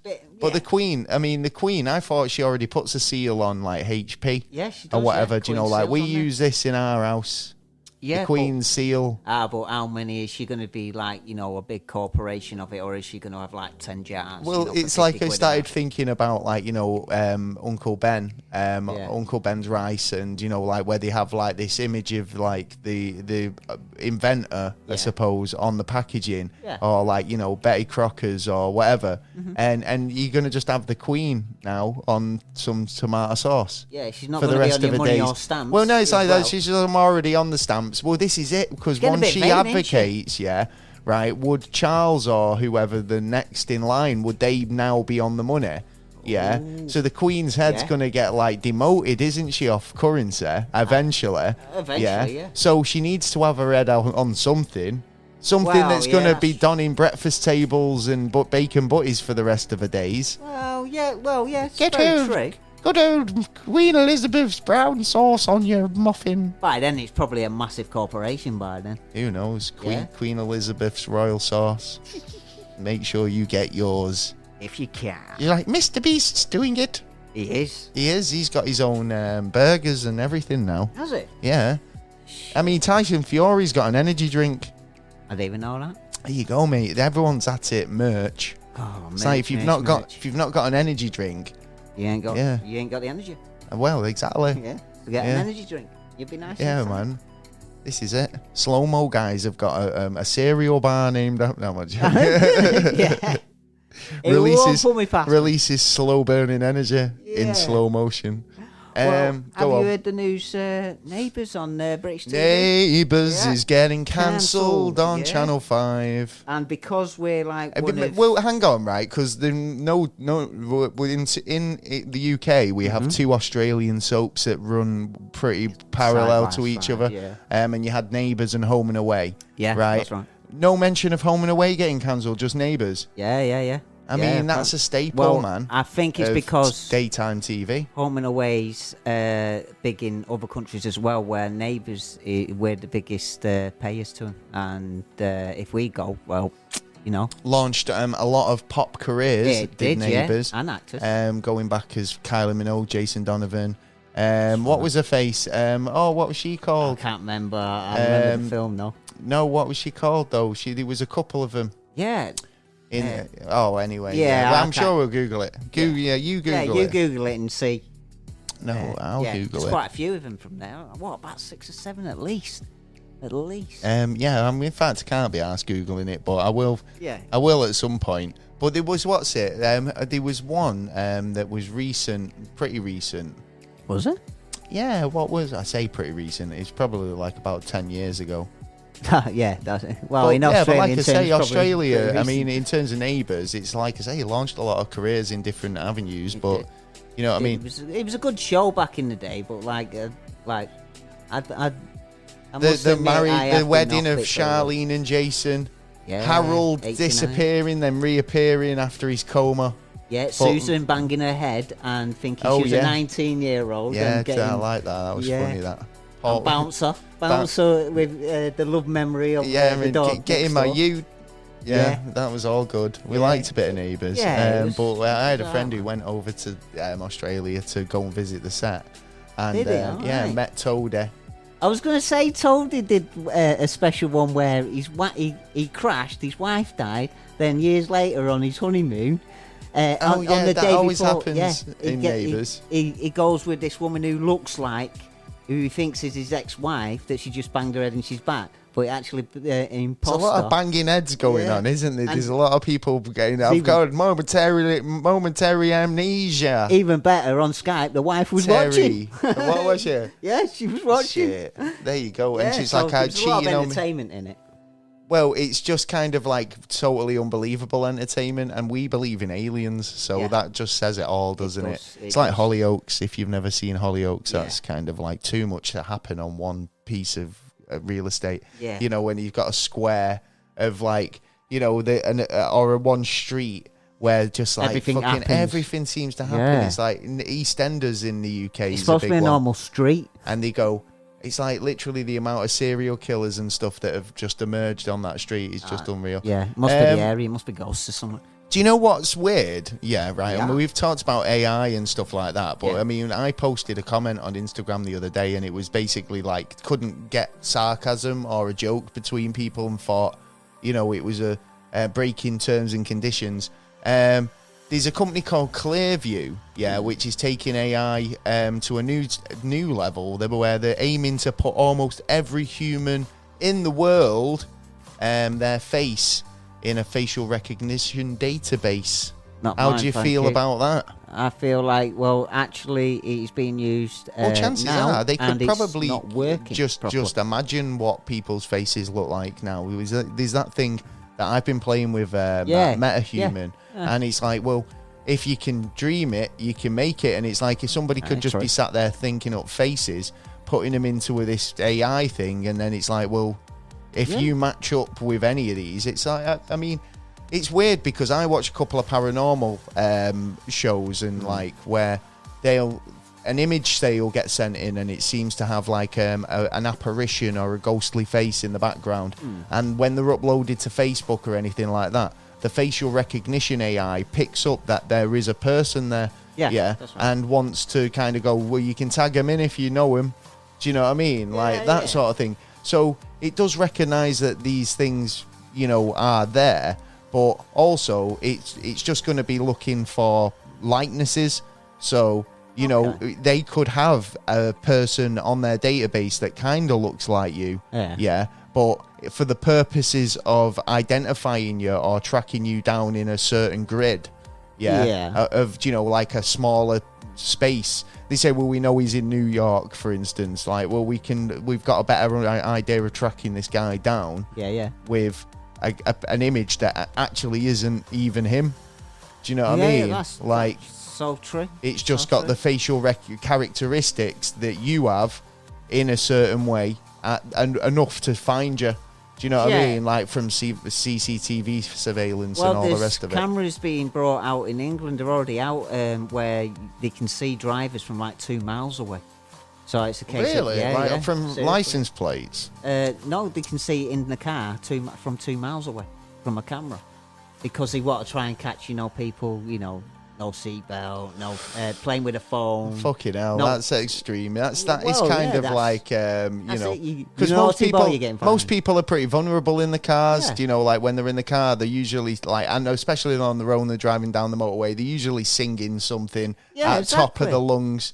Don't want to see me dancing while I'm dancing driving. about, you know. I know what you're up to, guys. You think we don't know? Yeah, we've already got our spy cams out. Yeah, so you're dancing about, you're singing to Bohemian Rhapsody and all the rest of it, and then you've got the FBI or CIA or whatever up your ass, looking if you've got your seatbelt on, or you're fiddling with your phone. And usually you're fiddling with your phone, but new laws have just come out. Stop fiddling with your phone. For phone use, you can't even change it over for your radio station. Really? So you're not even allowed to do your radio station? No. And I'm totally agree with it as well, because it takes concentration off the road looking down, and too many people are they're looking at the phone all the time, you know what I mean? Well, yeah. You got to concentrate on the road. You're driving a lethal weapon at the end of the day. So, do you know I was talking about that woman who kind of got a hitman? Yeah. Well, and this is another stimulus package story. Well, basically, this is an unemployed guy. Right. He basically said unemployment got us working a lot. It's a Brooklyn gang who've been charged with stealing $4.3 million in COVID relief. Whoa. Yeah, they were flashing the money on YouTube. Yeah, and this is how they got caught. So, members of the Wu gang allegedly used 800 stolen identities to make thousands of false claims for the pandemic unemployment benefit during the COVID outbreak. So, and then started flaunting the money in a YouTube music video. So the Brooklyn street gang have been charged with pocketing, as I say, $4.3 million. Whoa, that's a nice tidy sum, though, isn't it? Isn't it just? I mean, there was 11 members of the Wu gang, all accused of filing more than 20 million false benefit claims. Ooh, well, 20 million in. Wow. Hell, man. It's like what you could. I wonder what the names they were coming up with. Well, it used to be Jimmy easy, Woo. innit? Go to graves. Stevie Woo. Used to go to graves to count the names. See, And what? then you could use them. Use grave names. Yeah, go to a grave, use the name. You can get death certificates and stuff like that, and you can process and check it out. That's how some people. Yeah, but you used can't to get change benefit, their unemployment identity. benefits if you've got a death certificate because No, you're but dead. if you've got, but you can reclaim it as the. Sorry, Jenny Woo, you can't. You're dead. There's a way around. No the system. employment benefit Or there for you. used to be the way around the system. I should imagine the. Well, the city Woo using gang, the roughly Woo same gang system. did all right up until the point where they started getting a bit cocky with the money. yeah, Yeah. and got photographed and videoed, flaunting it. So the Woo Street gang have been apprehended, stopped in the tracks. Now, is it a fine or jail time? Oh, I don't know. We'll have to see It's a what large happens. amount of money, so I think maybe some jail time. Yeah, possibly. so what was it? They were flaunting the cash, piles of cash, while standing on in front of luxurious cars, including Lamborghinis and Mercedes-Benz. Woo woo! Well, Yeah. no woo woo. And no woo woo for you, Yeah. son. Have Yeah. you seen anything else? I've kind of got a couple more stories. Go on. Andrew, Oh, what about I him? can't believe she accepted supposedly 12. I thought Yeah, it was for like Prince 120 or something daft. Well, You know what I mean? Some reason, some question come out. Is it coming from the government? Well, purse? this is why the Queen has started a line of tomato sauces. Probably. Because she can't, Well, like... she earned 22 million off her land alone last year, and 20 million this year. Right, so So she's got the money. well, I mean, it's like you were saying about his empire or his, like his, Yeah. what he owns is in terms of his Chalet. villas and chalets and shit like that. He Then hasn't got as much as we think. yeah, he I know, has. but I mean, if it's only 12 million, pretty much he's got that covered with the Yeah. sale of his Chalet. chalet. Yeah, 17 million, supposedly. So there's that boxed off. But why does he need to go to the Queen and resort to money. condiments? Well, that's true. I think they're just asking the question to find out because, like me, I think a lot of people were gutted that he wasn't actually went through the process. I'm looking forward to Queenie's homemade piccalilli. Yeah, but let's hope Andrew doesn't follow the business, afterwards. Yeah, I'm pretty sure she'll do a but good there was a range of question- jams and jellies as well. I've just signed actually a statement for the Parliament to stop him having the flag put up. Oh on his yeah, because birthday. he was like, "Can I have the flag on my Yeah. birthday?" And she went, "Oh well, I'll have to check." Yeah. And then nobody wants him to have the flag. I've No, signed the bill for that. no special things for you, Andrew. No. Sorry. Yeah, sorry, mate. You shouldn't hang around with them kind of fucking people. Exactly. Know what I mean? Yeah, you It's, start hanging around with people Hanging like around with that. wrong-uns, and you're going to be a part of it So somewhere along the line. somewhere down supposedly. those lines. Yeah, but he was gutting that especially when she turned around and said that she wasn't going to settle for an amount of money, but she's settled. So there's quite a lot of people gutted out there for that. But it's one of them things. Let's just hope we need him in the foreground because we know what he's been up to when he's in the background. So we need to keep his face. I don't want to see his face. That's the thing. There's Yeah, a but then couple we of know what people he's like doing. that I just think Throw him up. There's guard duty. Guard duty. Get your like a get your bear hat on. scarecrow, Yeah. like a scarecrow, Andrew. Yeah, all right. So we no know what worries. he's up to. I found this interesting story. So this is a story about a husband who basically asked a spellcaster, warlock, Oh yeah. or wizard, whatever you want to call it, to hex his wife. Yeah, Right. literally just before she mysteriously disappeared. Sounds like a kidnapping to me. Sounds like someone used the stimulus package to me. Yeah. Friends, colleagues, and family of Maya Millete knew there was unusual behaviour for her just as before she disappeared. But they're saying that the husband put a hex on her, and then she's just mysteriously disappeared. Fucking hell. What do you think? I mean, a hex, what does that? She's investigation. still missing, but basically a search for Maya and the unusual details surrounding her disappearance, as the husband's been arrested as the focus of the event this week. And they're basically saying that, he was apparently putting on some sort of like some curse. Yeah, it sounds like, well, what about the person who's cursed? I would be more prompt to find out who that is and what's their background. Well, yeah, exactly. I mean, Because you'd pull that's them like- in, wouldn't you? But yeah. I mean, well, what was the nature of the curse? Yeah, and more, I suppose, why? Well, yeah, exactly. I mean, I'm sure there's more to the story. We Yeah, have to there's get gotta into be. it. But I mean, it's like when you think that, somebody's, you're seeing a lot of this sort of stuff that fucking people are like, rather than just leave. Yeah. Yeah. It's like they'll be putting on some sort of like, wizardry hex on them or whatever. Yeah. I mean, at the end of the day, it was like, what was it? There was a case of like a married couple and the wife stabbed her husband. Yeah. And she called the police and said, I've just stabbed my husband. I think I've killed him. Yeah. And she's been done for attempted murder because whilst he was in the hospital or in the ambulance, he was still alive. Yeah. But by the time he got to the hospital, he died. So when she got took out of the car at the police station, the charge had gone up from attempted murder to murder. Yeah, but she was over the moon because she was pissed off in the car That she didn't kill him. might not have done the job properly, and that if she was going to go prison, she may as well have done it for murder. Yeah. Like, I mean, the woman who used the stimulus package to get a hitman, it's all kind of like a bit, crazy that why you go to these extremes. And I understand that. People. Well, no, I understand that. It's in some sort of abusive relationships and stuff there where things can be taken too far. It's like, is this my only out? Yeah. That's But true, wow, yeah. it seems to be Sometimes on the it rise is. in a lot of ways. But I mean, it's the levels you'll go to, whether you'll put a curse on somebody or just. I mean, sometimes I think I'm a bit cursed. Yeah, same here. Well, I think it's just a universe. fucking universe. Have you got anything else you want to talk about? I've got one small thing. Bird flu's back with a vengeance.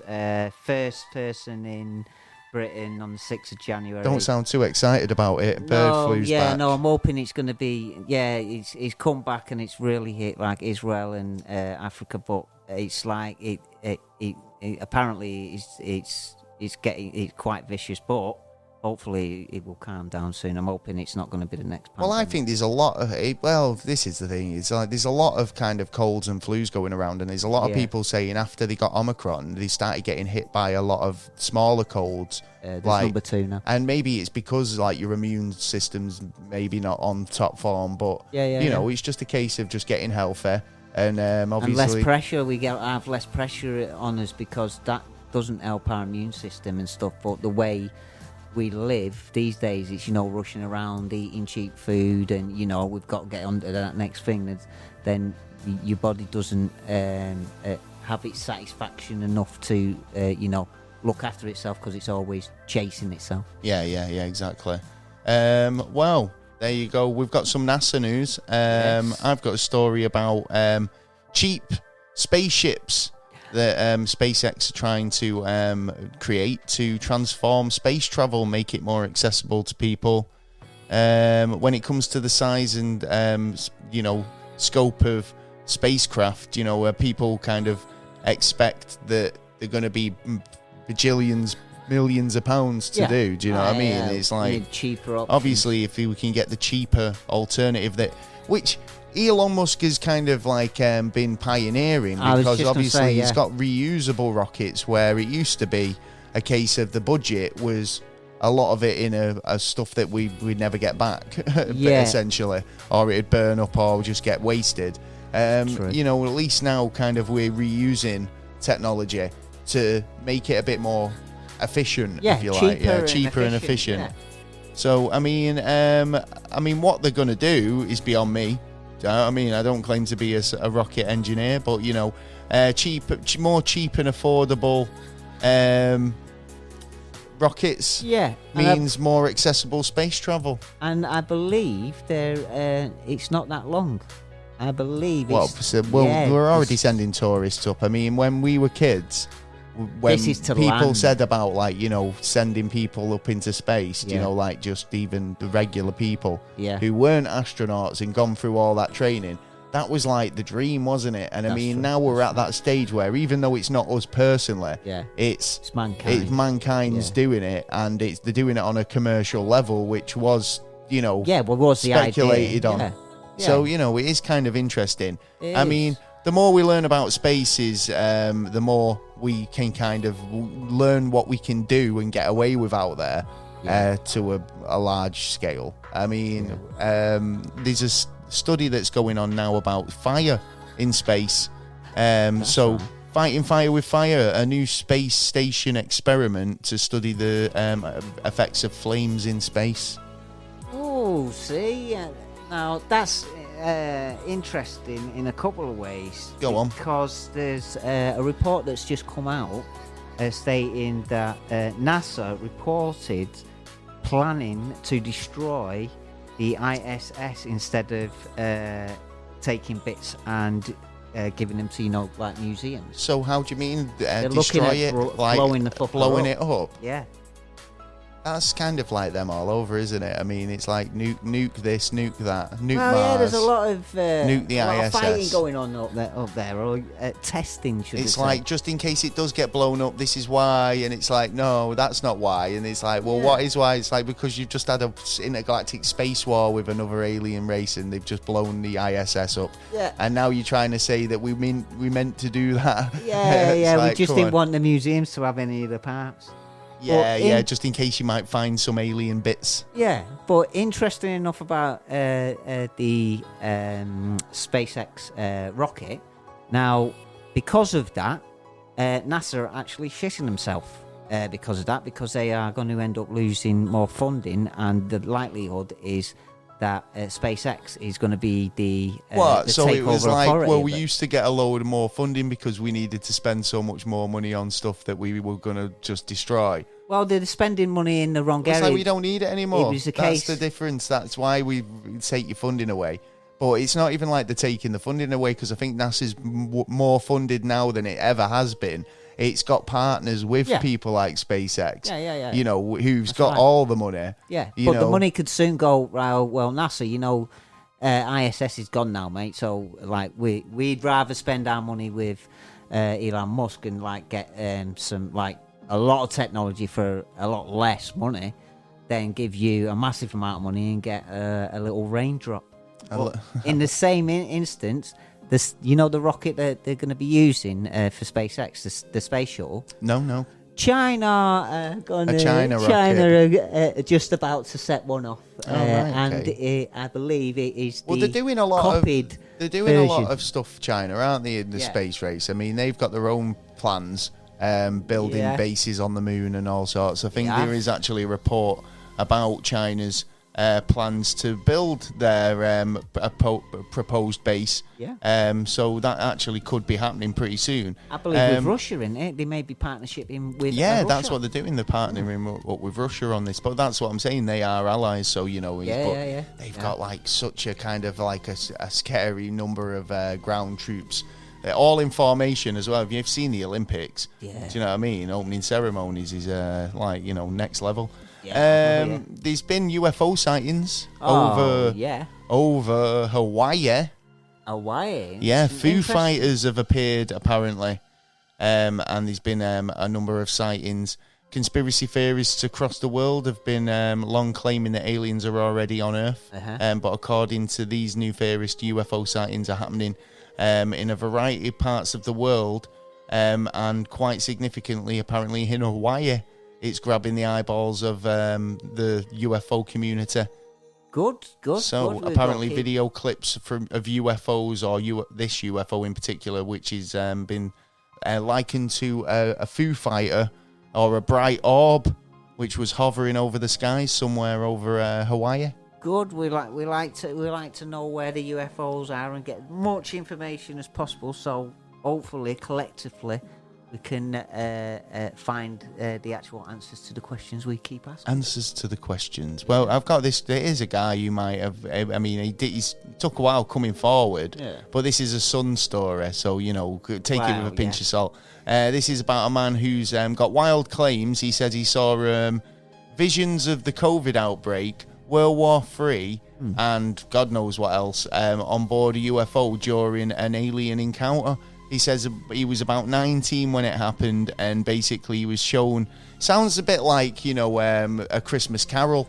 Yeah. It's like we'll show you Christmas present, Christmas future, sort of thing. Why don't you pick it up and go? Well, what about this nice thing that's going to happen in 1974? I know, you're all. Well, they might have told him all that. It's all going to be groovy during the 60s, but then all of a sudden it's going to turn shit. It's like the news; it gives you bad reports and maybe a good, a little teaser at the end, like a little happy one. Yeah, well, Calvin Parker believes that he was abducted by aliens in 1977 and taken aboard the ship, where he was shown a vision of COVID, World War III.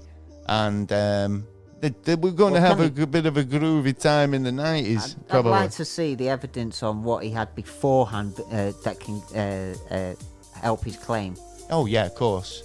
I mean, obviously, this is it. When people come forward with this sort of stuff, it's like, oh, really? Yeah. Like, how I mean, but this is the thing, isn't it? But everyone take your word for it? Yeah, I know, but everyone said this about Stephen Greer and people like that, at first. And it was like, well, genuinely, I mean, I'm sure if people didn't believe in him or didn't check into him or look into what he was saying, then he would have just gone like, oh, what another nutter, and bypassed like most people are. True. Who say shit like this, or basically just get looked up like they're a bit of a loon. Well, it's yet again, in it, you get them oddballs who want to come out and say, so it might be true, it might not be, but there are people out there who are willing to go out and falsify, and look like a wally, but still like just get the fame for 5 minutes. Like I saw an alien, it probed me. Did you?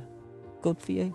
Hey, right, well, take any photos or evidence? No, didn't get one bit of shred of evidence. Well, all right, I believe you then. Yeah, apparently they probed me, but there's no trace of that either. So. All right, you swallowed it. Right, so have you got anything else before we move on? James Webb telescope. Yeah, right. Yeah, well, a picture's come out now. They've got where we would have seen, if it wasn't for James Webb, just 18 dots in an area, but now. Because of the James Webb, we can actually see in that area. Excellent. We can see the actual items. Well, this is what was similar to what we were talking about with Keith about observable space. Do you know, like how things are they acting the same way in an observable universe? And it's like, up until, and this is why I like the advancement of like telescopic, equipment. Because it kind of. It gives us that ability to see that little bit further and understand space, like what's going on further out into space. Where that was a closed door up until then. You know what I mean? Yeah. So that's really cool. I hope get closer to the Big Bang. It's gonna, continue to give us a very good eye into what was going on there. I think this is just a very, very small glimpse of what remarkable things we're going to actually see from this. Yes, 100%. I totally agree. I'm looking forward to it. Well, is that it? That's everything? I believe so, yeah. Well, that's the show this week. I hope you've enjoyed it. Yeah. It's been an interesting one, and we're obviously going to be back next week. Yeah. We've got a really good episode next week. We have, as usual. As always. We're available on all podcast platforms, wherever you get your podcast. Go and check us out. Subscribe. We're on YouTube. We're on Spotify. We're everywhere, Instagram, basically. but that's on social media, and we're there too. We're on Instagram and you Twitter, switch it on, we're there. Facebook. Just search Never a Straight Answer Podcast on Google, and you'll find us, no doubt. Yeah. If you've got any comments, queries, or suggestions, and you want to get involved with the show in any way, send us an email at neverstraightanswer@gmail.com. And go over to the website at neverstraightanswer.co.uk. Got available merch. And if you want to join Patreon, you can go over to the website there on support page, or just join Patreon via Patreon and find Never a Straight Answer. Yeah. Buy us a coffee. Yeah. Or just donate what you can. Yes. We would much appreciate. All helps in making the podcast a bit better. So yes, we'll be back next week. We will. I hope you've enjoyed it. I've been Gaz. I've been Taylor. And we'll see you next time. Peace. Ow.